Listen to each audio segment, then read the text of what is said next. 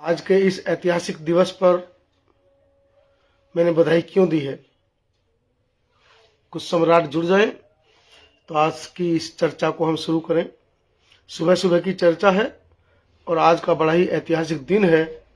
अयोध्या के अंदर श्री राम की जो प्रतिमा है उसकी प्राण प्रतिष्ठा आज होनी है। माननीय प्रधानमंत्री नरेंद्र मोदी जी के माध्यम से, उनके द्वारा। और मैंने बधाई क्यों दी है, खासकर इस देश के बहुसंख्यक जो आबादी है SC ST OBC के लोगों को। आप लोग जुड़ जाएं और वीडियो को देखें और समझने की कोशिश करें कि जो मैं आप लोगों से समझाना चाह रहा हूं।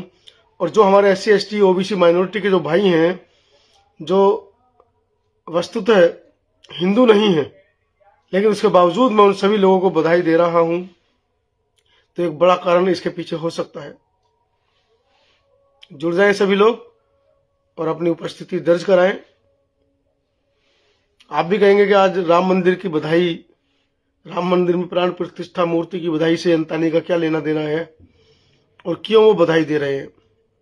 इस देश के अंदर जो बहुसंख्यक आबादी है, जिसको 85% कहा जाता है, और उसके ऊपर 3 या 4% लोग रूल कर रहे हैं, पिछले कई हजार वर्षों से यह कंटिन्यू चला आ रहा है।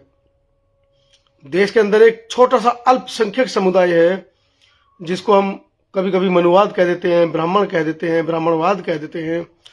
वो 3 या 4% लोग इस पूरी देश की आबादी के जल, जंगल, जमीन और सभी जो व्यवस्थाएं हैं, जो संसाधन हैं, उस पर कब्जा किए बैठे हैं।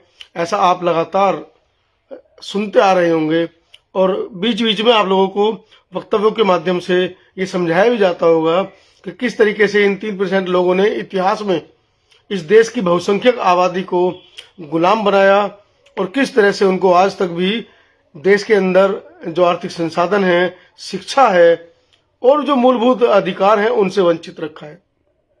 और आज मैं इतने बड़े पर्व पर, उन 3% लोगों के इतने बड़े पर्व पर आप लोगों को क्यों बधाई दे रहा हूं, ये एक चिंतनीय विषय है। शायद आप लोगों ने उस तरीके से इस चर्चा को या इस चिंतन को ना लिया हो। जुड़ जाएं और कमेंट करके जरूर बताएं कि जो बात मैं आप लोगों से कर रहा हूं, क्या वो सही है और कहां तक सही है। शेयर करते रहें, वीडियो को ज्यादा से ज्यादा लोगों तक पहुंचाते रहें। आइए अपनी बात को शुरू करते हैं।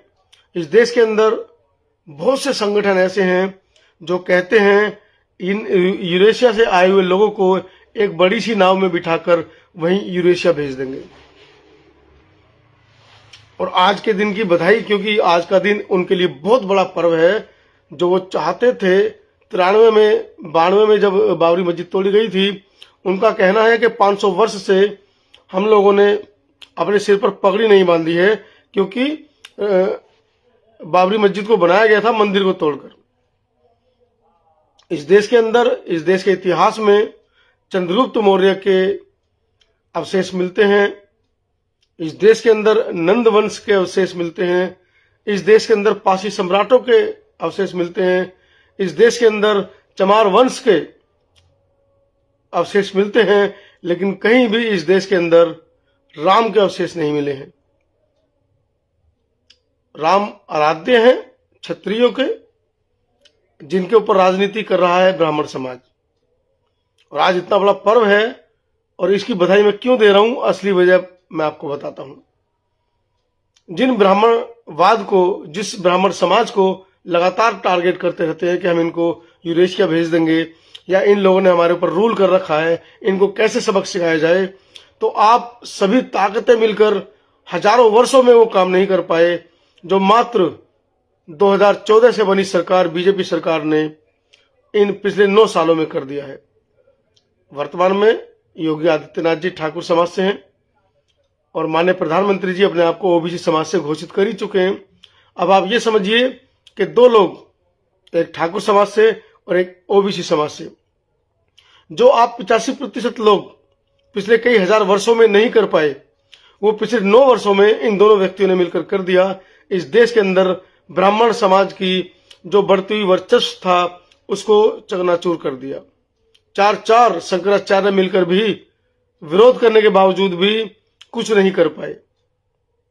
एक बहुत बड़ी बात है। अगर आप इस ओर चिंतन करेंगे तो आपको समझ में आएगा कि वर्तमान में योगी आदित्यनाथ की बुराई पिछले हम कई वर्षों से सुनते आ रहे हैं, करते भी आ रहे हैं। नरेंद्र मोदी जी की बुराई हम करते आ रहे हैं, सुनते आ रहे हैं, लेकिन क्या कभी आपने इस ओर भी ध्यान दिया कि राजपूत और क्षत्रिय समाज हमारा कितना बलशाली निकला कि ब्राह्मण वर्चस्व को, हजारों वर्षों से चले आ रहे ब्राह्मण वर्चस्व को उन्होंने मात्र 9 वर्षों में, माननीय मोदी जी ने को 9 वर्ष हो चुके हैं और योगी आदित्यनाथ का आखिरी वर्ष है, मतलब 4.5 वर्ष उनको हो चुके हैं। मात्र 4.5 वर्षों में उन्होंने उत्तर प्रदेश के अंदर ब्राह्मण वर्चस्व को खत्म कर दिया है। और किस तरीके से पिछले दिनों जब बुलडोजर बाबा का बुलडोजर चला और एनकाउंटर्स की आप लिस्ट देखेंगे तो किस तरीके से जो बुलडोजर और एनकाउंटर चले हैं, किन किन संप्रदाय, किन किन समुदाय के लोगों के ऊपर चले हैं, जो लोग वर्चस्ववादी थे, जो लोग जातिवादी थे और जिन लोगों का कहीं ना कहीं एक आतंकी इतिहास रहा है, उन लोगों को नेस्तनाबूद इस योगी सरकार ने उत्तर प्रदेश के अंदर किया है। तो आप लोग जो मेरी बात है उससे कहाँ तक सहमत हैं, अपने विचार इसमें जोड़कर मुझे कमेंट करके जरूर बताएं कि जो मैंने आपको बताया है कि एक बहुत बड़ी आबादी जो बहुसंख्यक समाज है, चुटकी भर लोगों के शिकंजे में कसी हुई थी, उनके पंजे में फंसी हुई थी पिछले कई हजार वर्षों से, और उनको उनकी औकात याद दिलाई है। मात्र 9 साल के अंदर माननीय प्रधानमंत्री मोदी जी ने और 4.5 वर्ष के अंदर योगी आदित्य महाराज जी ने। अब आप समझ गए होंगे कि मैंने बधाई क्यों दी है। आप लोग भी बधाई दीजिए कि हजारों वर्षों की गुलामी को इन लोगों ने जड़ से उखाड़ दिया।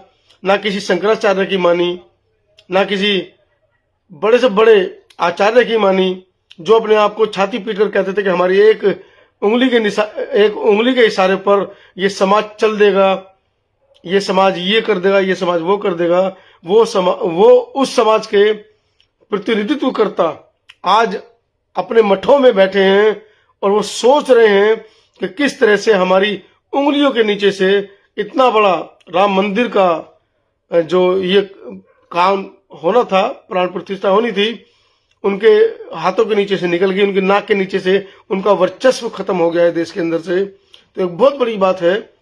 आप इस पूरी खबर को कैसे देखते हैं जरूर बताएं। मेरा स्वास्थ्य ठीक नहीं है, इसलिए मैं घर से इस रिपोर्टिंग को कर रहा हूं, वरना तो मैं फील्ड में जाकर लोगों से इस बारे में राय जरूर लेता कि कई हजार वर्षों की जो उनका वर्चस्व था ब्राह्मण समाज का, क्षत्रिय समाज के समूल को परशुराम जी ने कहते हैं कि 17 बार उन्होंने क्षत्रिय समाज की वंश को ही खत्म कर दिया था। तो वो क्षत्रिय समाज खाली राजपूत समाज नहीं था, योगी आदित्यनाथ जी का समाज नहीं था, उसके अंदर क्षत्रिय समाज में चमार वंश भी आता था, नंद वंश भी आता था, चंद्रगुप्त मौर्य समाज भी आता था। अब आप सोचिए कि कैसे इस ब्राह्मण समाज का जो वर्चस्व था उसको खत्म कर दिया गया। आप कमेंट जरूर कीजिएगा, लिखिए जरूर कि मेरी बात से आप कहां तक सहमत हैं, और खुशियां मनाइए आप भी कि जिस ब्राह्मण व्यवस्था को आप कोसते आ रहे थे, जिस ब्राह्मणवाद को आप पिछले कई हजार वर्षों से उसके चंगुल से निकलने की कोशिश करते आ रहे थे, मात्र पिछले 4.5 वर्षों में योगी आदित्यनाथ ने वो कर दिखाया। कहां तक सहमत है? वीडियो को शेयर जरूर करें और लोगों तक जरूर पहुंचाएं। नमो बुद्धाय। क्रांतिकारी। जय भीम, जय संविधान।